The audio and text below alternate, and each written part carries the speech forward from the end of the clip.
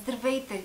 С голяма радост ви приветствам с добре дошли в това виртуално пространство.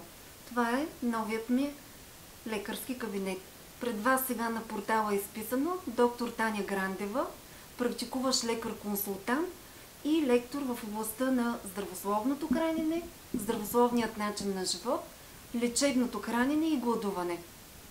Още от студентската скамейка знаех, че грижата за здравето с медикаменти не е моят начин да помагам на хората.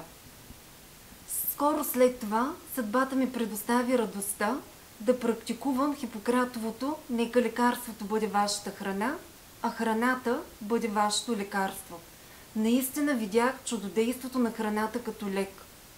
Но вътре в мен винаги е живеел копнежа да работя в областта на промоция и превенция на здравето.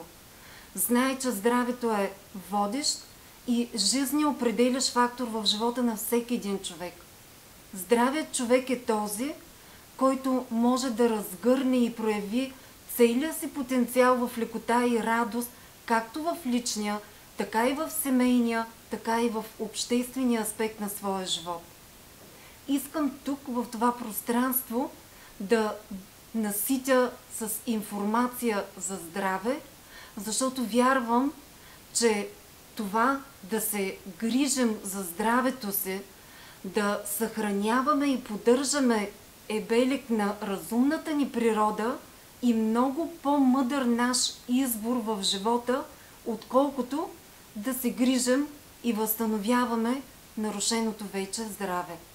Нека както разгръщаме буквара, за да научим буквите от азбуката, а след това да четем и сами усвояваме знание, тук да учим азбуката на природното знание и на това как да се грижим за здравето. Нека както възпитаваме децата в хигиенни норми, в норми за хармонично общуване с другите хора, така да ги научим в грижа за своето здраве, как да се грижат и най-вече в съзнателност, че здравето е лична отговорност и дело.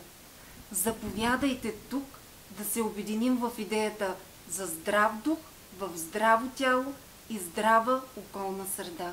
Благодаря ви!